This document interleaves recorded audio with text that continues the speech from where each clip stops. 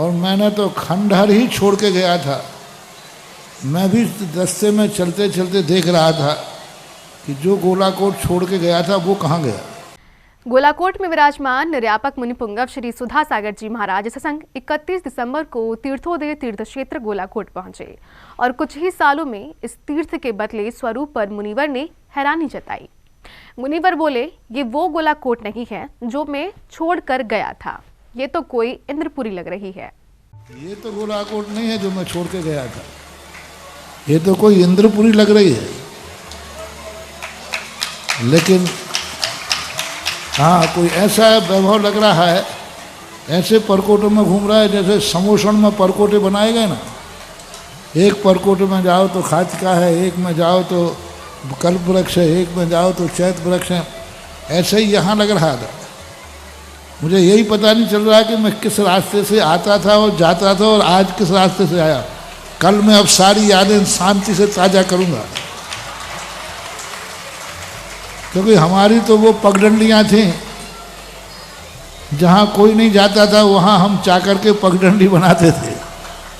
लेकिन अब यहाँ पगडंडी तो रही नहीं, यहाँ तो राजमार्ग हो गए। मुनिवर ने कहा कि पांडवों को खांडप्रस्थ में इंद्रप्रस्थ बना था और इसी तरह गोलाकोट भी अब इंद्रप्रस्थ बन चुका है। दुर्योधन ने तो कह दिया था खांडप्रस्थ है, जिंदगी भर खपा देंगे, कुछ भी नहीं होने वाला।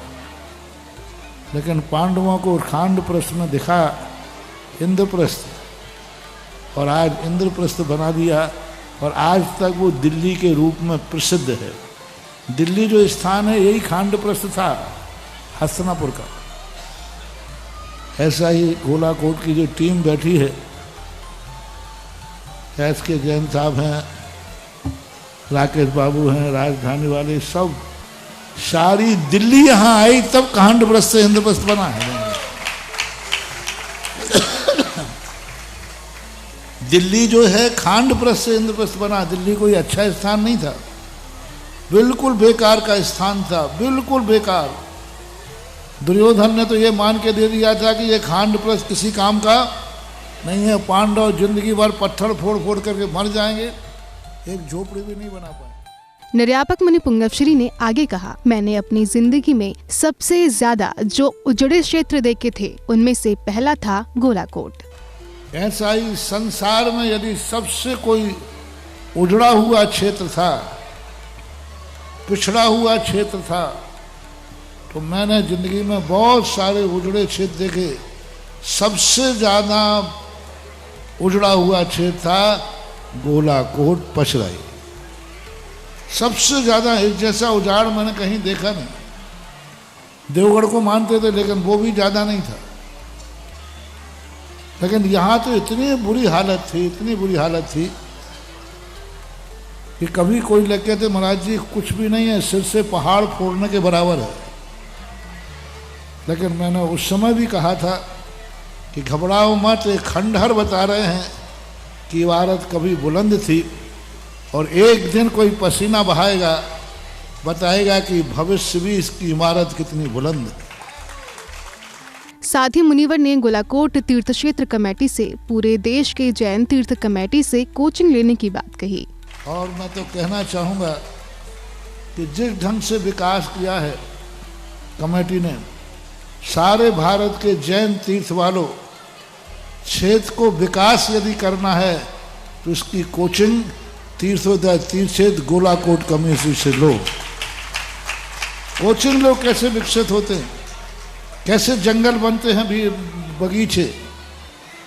आज किसी बाहर जंगलों में कहो महाराज हमारा जंगली एरिया है, ज्ञानोदय तीर्थ वाले हैं कमेटी वाले हमेशा कहते यहाँ तो पत्थर, यहाँ तो उससे ज़्यादा पत्थर थे।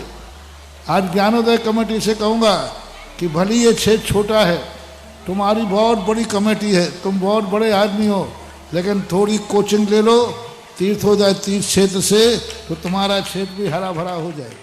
मुनिश्री ने गोलाकोट में हुए विकास को नंबर 1 बताया और कहा कि विकास की शील्ड तो यही तीर्थ ले गया। और इसका तो गायब ही था, ये तो कुछ सवाल ही नहीं था। और उसके बाद भी सबसे पहले भारत में यदि सबसे अच्छा विकास है, आज यदि सारे भारत के तीर्थों की कंपटीशन किया जाए तो शील्ड जो है तीर्थोदय गोलाकोट को आती है। सारे भारत में भी 50 क्षेत्र कर चुका, लेकिन उन सबकी आज यदि आए कि क्षेत्र का विकास कैसे होता है, उसकी कला कमेटी से आके सीखे, कैसे किया जाता है, कैसे मेहनत होती है, पत्थरों में भी हरियाली कैसे होती है और किस ढंग से मैनेजमेंट किया जाता है। ये बहुत बड़ी एक जैन समाज के लिए तीर्थोदय तीर्थ गोलाकोट की कमेटी एक आदर्श है। हर तीर्थ क्षेत्र कमेटी वालों को यहाँ आना चाहिए। मुनिश्री ने प्रेरणा दी कि मीटिंग करके विचार करें कि ऐसा विकास कैसे होता है। मुनिवर बोले, मैं तो अचंभित था कि जंगल में आया हूँ या स्वर्ग में। लेकिन एक मीटिंग करके देखिए क्षेत्र को कैसे विकसित किया जाता है। और आज जो मैंने आना हुआ इसमें तो मैं वैसे ही अचंभित हूँ कि मैं किसी जंगल में जा रहा हूँ या कोई, तो मैंने तो बीच में तो डाउट हुआ कि लोग स्वर्गों का वर्णन ऐसे करते हैं, तो हमने देखा कि कहीं मैं ऊपर तो नहीं चला गया। क्या पता क्योंकि ऐसा रूप देखने में आता है। नहीं, मैंने कहा नहीं, मैं तो अभी यहीं हूँ तीर्थोदय तीर्थ गोलाकोट में। अब अशोकनगर की भी शील्ड ट्रांसफर होने वाली है। हाँ, और ट्रांसफर करने के योग्य भी है कि इसके लिए और सब क्षेत्र वालों के लिए इस प्रकार का रूप देखना चाहिए। कितने लोग हैं जो दर्शन नहीं कर पाते थे, जंगल में भटक जाते थे। कमेटी ने मेहनत से खांडप्रस्थ को इंद्रप्रस्थ बना दिया। किसी ने कल्पना भी नहीं की थी कि ऐसा तीर्थ विकसित होगा। कितने लोग हैं जो गोलाकोट और पसराई के दर्शन नहीं कर पाते, जंगलों में भटक जाते थे, रास्ते ही नहीं थे कोई। हम ही जब आए थे उस समय ये जीना के अलावा कोई रास्ता नहीं था। पहले तो जीने भी नहीं होते थे, जंगलों में भटक करके आते थे। तो इस प्रकार के तो स्थितियाँ होती थी, लेकिन यही सबसे बड़ी विशेषता है। प्रतिकूल परिस्थितियों को यदि अनुकूल बना लिया जाए तो वो चीज़ें अमर हो जाती हैं। खांडप्रस्थ को इंद्रप्रस्थ बनाया, हस्तिनापुर उजड़ गया। हस्तिनापुर आज एक जिला भी नहीं रहा। हस्तिनापुर आज एक जिला नहीं रहा जिसके लिए लोग लड़े और मरे। लेकिन जो पसीने से तैयार किया था खांडप्रस्थ, आज हजारों साल के बाद भी देश की राजधानी है। ये है मेहनत का फल। अब ये क्षेत्र जो विकसित हो रहा है, ये क्षेत्र अमर गाथा गाएगा, अमर रहेगा। और 84 वालों, अपने जीवन को देखो कि कभी कल्पना नहीं होगी कि तीर्थोदय तीर्थ से 84 का इतना बड़ा महान तीर्थ बनेगा। निर्यापक मुनिपुंगव श्री सुधा सागर जी महाराज के शब्दों में गोलाकोट तीर्थ का ये परिवर्तन असंभव को संभव करने जैसा था।